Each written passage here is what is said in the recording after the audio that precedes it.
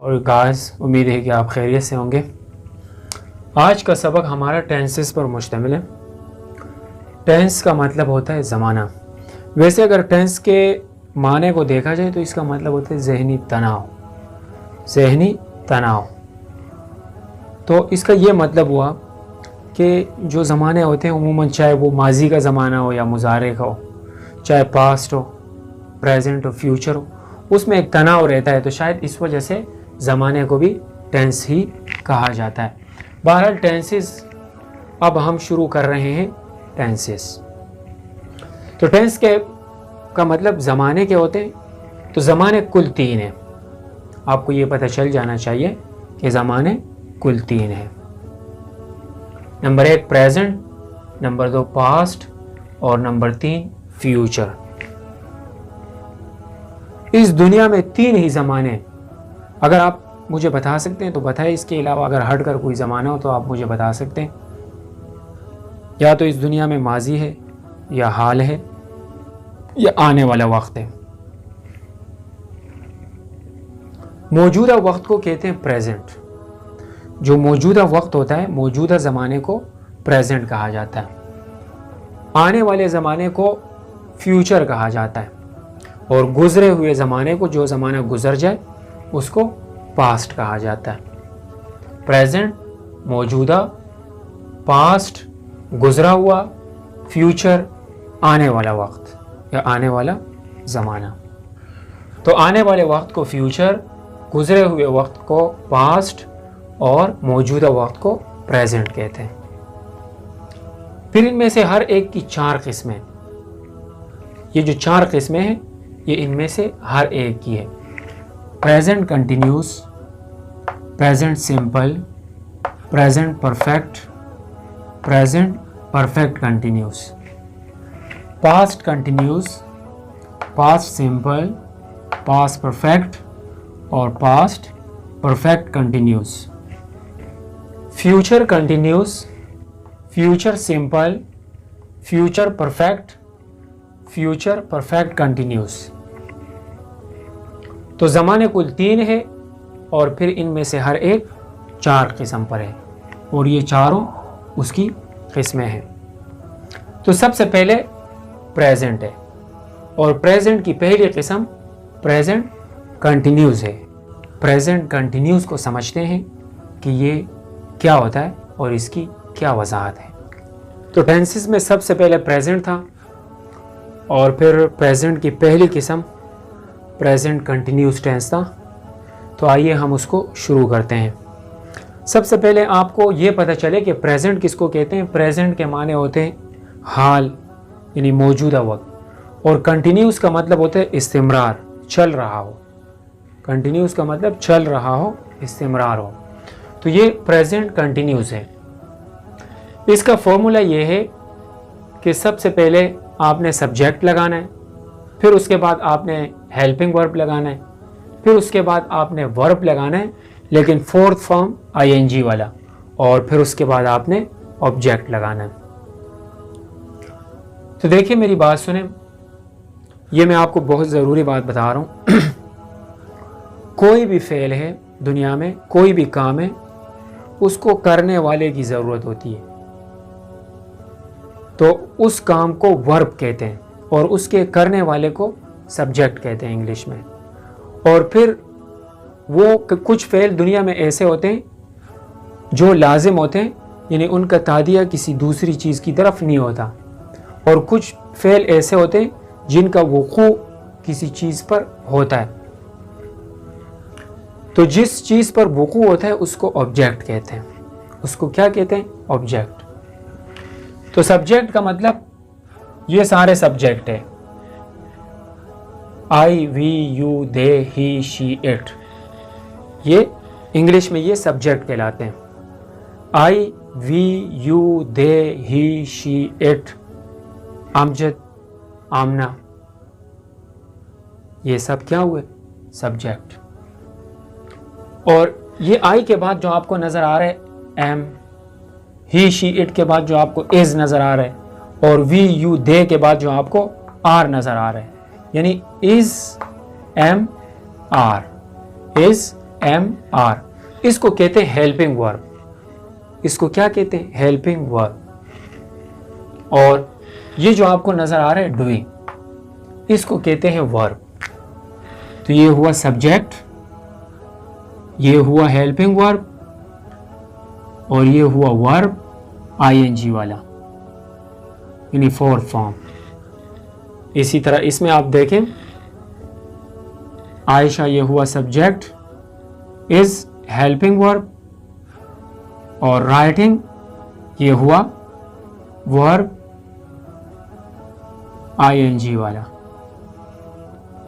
और ये लेटर हुआ ऑब्जेक्ट, क्योंकि इस पर फेल का वुकू हुआ है।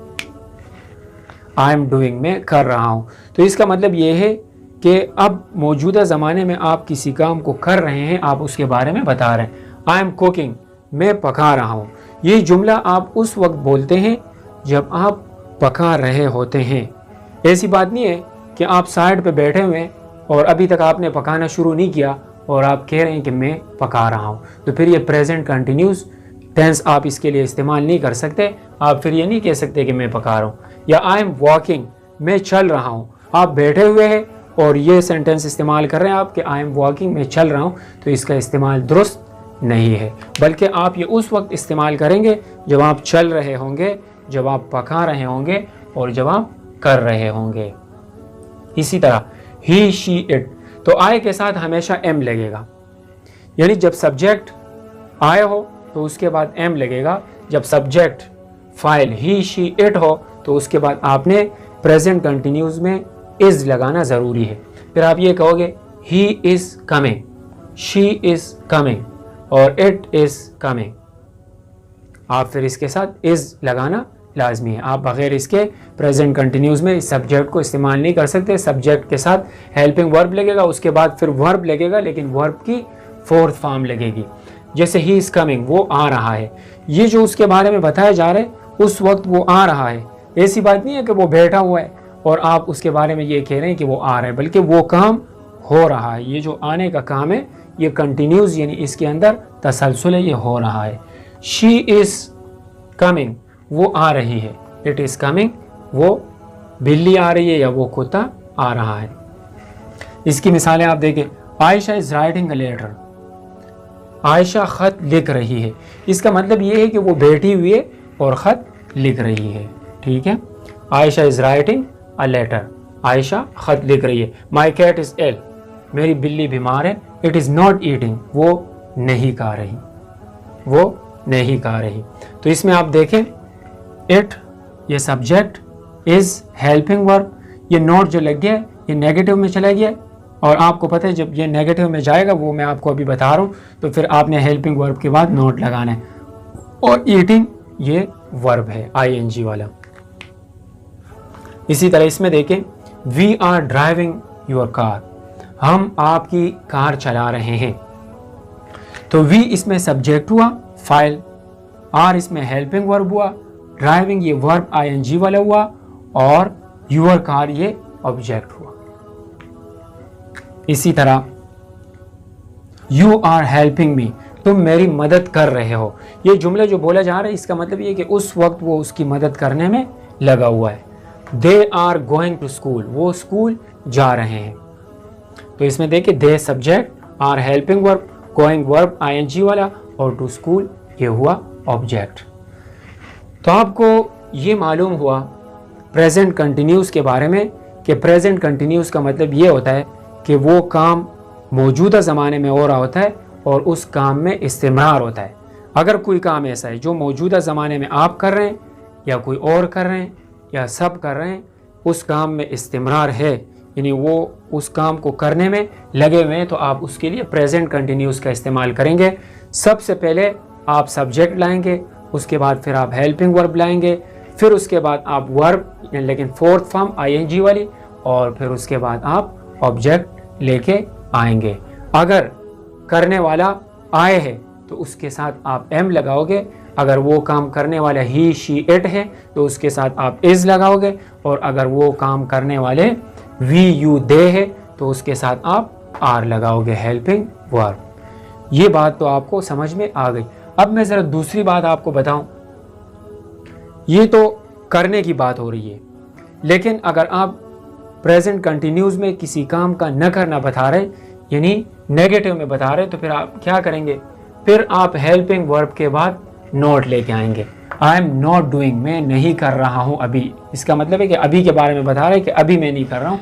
आई एम नॉट कुकिंग, मैं अभी नहीं पका रहा हूँ। आई एम नॉट वॉकिंग, मैं अभी नहीं चल रहा हूँ। He is not coming, she is not coming, it is not coming, we are not driving your car, you are not helping me, और they are not going to school. तो अगर आप इसको नेगेटिव में लेके जाएंगे तो फिर आप हेल्पिंग वर्ब के बाद नॉट लगाएंगे। अब हम आपको मज़ीद देखें, कुछ मिसालें देते हैं जिससे आपको ये प्रेजेंट कंटिन्यूस बहुत अच्छे तरीके से समझ में आ जाएगा। लेकिन आप भी कोशिश करिएगा, कन्वर्सेशन से काफ़ी आपको हेल्प होगी और आप बहुत अच्छे तरीके से सीख पाएंगे। लेकिन आप ये मिसालें देखिएगा जो हम आपको दे रहे हैं। देखें, my name is Faisal, I am working at the airport, मैं एयरपोर्ट पे काम कर रहा हूँ, मैं एयरपोर्ट पर काम कर रहा हूँ। तो देखिए, आई यहाँ पर सब्जेक्ट है, इसके बाद आपको पता है हेल्पिंग वर्ब आई के बाद एम लगता है, तो एम लगा हुआ है और फिर उसके बाद वर्ब लगा हुआ है फोर्थ फॉर्म आईएनजी वाला, वर्किंग एट द एयरपोर्ट, ये ऑब्जेक्ट है। मैं एयरपोर्ट पर काम कर रहा हूँ। लुक अहेड, आगे देखिए, children are crossing the road, बच्चे रोड पार कर रहे हैं। तो देखिए, चिल्ड्रन यहाँ पर सब्जेक्ट है, आई हेल्पिंग वर्ब है, और क्रॉसिंग यहाँ पर वर्ब है आईएनजी वाला, और द रोड यहाँ पर ऑब्जेक्ट है। वेट, सब्र कीजिए, I am getting ready now, मैं अभी तैयार हो रहा हूँ, मैं अभी तैयार हो रहा हूँ। तो देखिएगा, आई यहाँ पर यूज़ हुआ है, ये सब्जेक्ट है, तो आई के बाद आपको पता है एम लगता है और हेल्पिंग वर्ब, और फिर उसके बाद गेटिंग, ये वर्ब है और आईएनजी वाला, और रेडी नाउ ये फिर इसके लिए ऑब्जेक्ट हुआ। She is coming from school, वो स्कूल से आ रही है। शी के बाद आपको पता है इज़ लगता है, शी सब्जेक्ट है, इज़ ये हेल्पिंग वर्ब है, कमिंग ये वर्ब है आईएनजी वाला, और फ्रॉम स्कूल ये ऑब्जेक्ट हुआ, यानी मफूल। सब्जेक्ट का मतलब होता है फाइल, हेल्पिंग वर्ब ये मदद के लिए इस्तेमाल होता है सब्जेक्ट और वर्ब के दरमियान, किसमें? कंटिन्यूस टेंसेस में। कमिंग फ्रॉम स्कूल, और कमिंग ये वर्ब यानी फ़ेल है, और स्कूल ये ऑब्जेक्ट यानी मफूल है।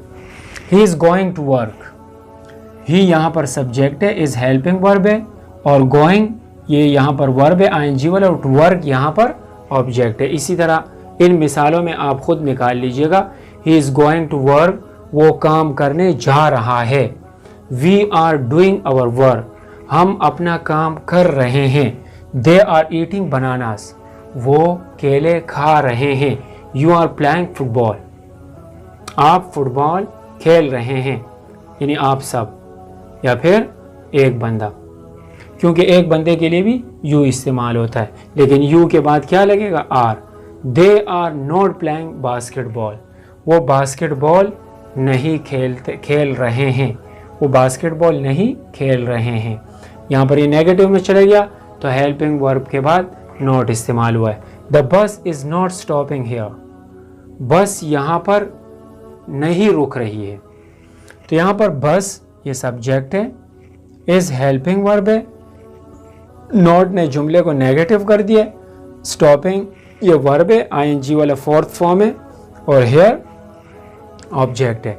It is stopping there, it यहाँ पर subject, is helping verb, stopping verb fourth form, और देयर ऑब्जेक्ट है यहाँ पर। उम्मीद है कि सबक आपको बहुत अच्छे तरीके से समझ में आ गया होगा। The bus is not stopping here, बस यहाँ नहीं रुक रही है। इट इज स्टॉपिंग देयर, वो वहाँ रुक रही है। अगर आपको हमारे असबाग अच्छे लगते हैं तो हमें अपनी दुआओं में ज़रूर याद रखिएगा।